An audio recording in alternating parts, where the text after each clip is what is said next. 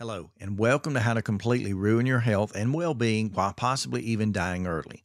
If you're looking to sabotage your health and your future, you've come to the right place. So let's dive into my recommendations. Step 1. Realize there is no bad food group. As long as you eat in moderation, you can eat absolutely anything. This includes junk food in moderation, but let's not call it junk food. Let's call it fast food or maybe ultra-processed food because that will make you feel a bit better. The next time you go to buy food, spend most of your time in the center of the grocery store, ignoring the perimeter.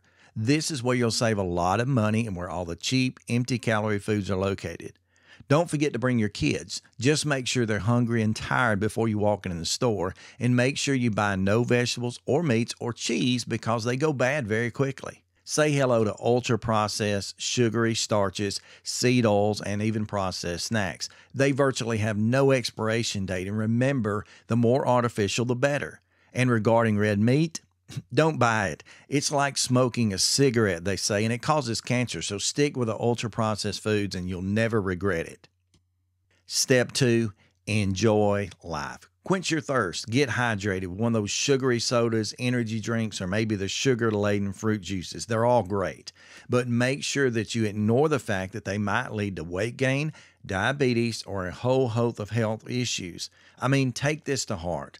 Also realize that our food pyramid is based on science, but just remember that those scientists, they were all in conflict of interest with the companies they work for, so they only fake those results. You'll only live once, so you may as well enjoy yourself.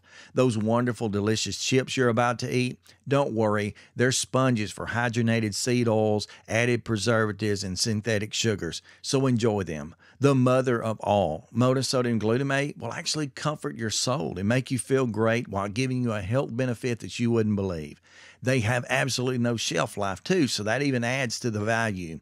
Don't worry, even the bugs won't eat them. These comfort foods will comfort you and protect you against the stresses of life.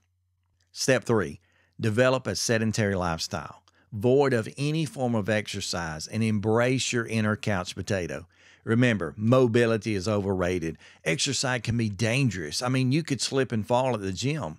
It's so much safer that you stay inside of your house, while studies have shown if you'll fidget with a remote while you're watching TV or maybe eating popcorn, you can actually burn a few calories per hour.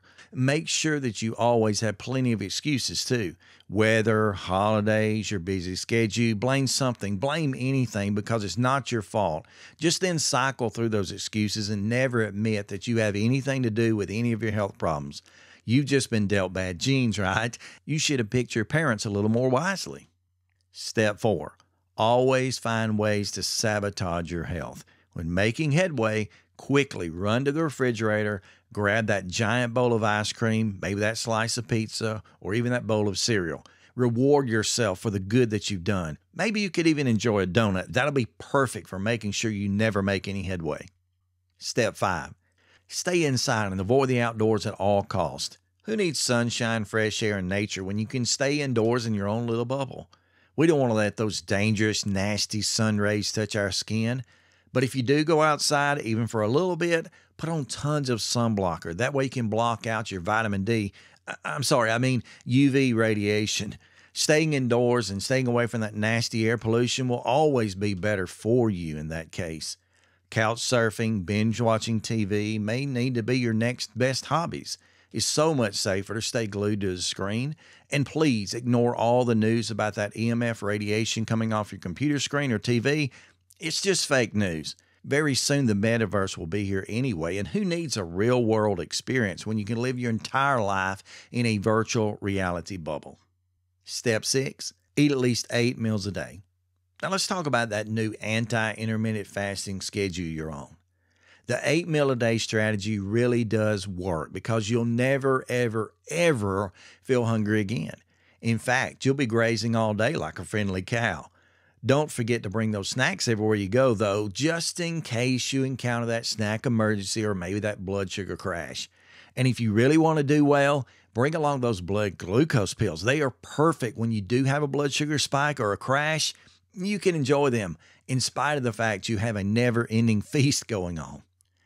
Step 7, Realize that all calories are exactly the same. Don't buy into this idea that certain calories trigger certain hormones and possibly cause problems. You know as well as I do that eating a 500-calorie meal of delicious donuts is exactly the same as eating a balanced, whole food, nutritionally dense 500-calorie meal. Remember, a calorie is a calorie. I mean, it's science, isn't it? Step 8, late night snacking. Develop a late night snacking habit that includes tons of high omega 6 fatty acids, seed oils, and other such snacks. Hey, go ahead and devour that giant bowl of ice cream right before bedtime. It will induce a sugar coma. It will induce a good night's sleep. Step 9, check with your doctor on everything. Remember that alternative care could be extremely dangerous.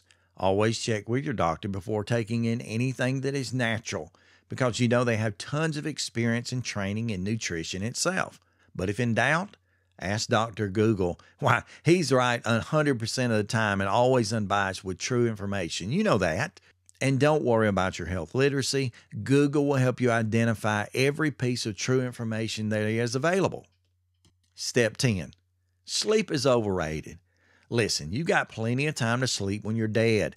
Sleeping is extremely overrated. That's why God invented coffee and caffeine, because he wanted us to stay awake all the time. Step 11, embrace your inner pharmacy. Listen, health is really about managing diseases, not curing them. Why bother staying healthy when you can keep your symptoms suppressed? And if you keep them suppressed long enough, someday they may even find a cure. If one medication gives you a side effect, don't worry. A doctor can give you just another medication that can easily manage the side effects and maybe even the side effects after that. Also, don't worry. They would never sell you a drug unless it were safe and effective, at least most of the time. I think it's really important that you choose your side effects wisely. And finally and last, step 12. Stay blind and unaware. Resist any change. Don't seek after true nutritional or even medical knowledge. Never exercise or diet. Why, those bad habits, they're just a part of life. Continue to believe that your health condition is genetic and there's nothing that you can do about it.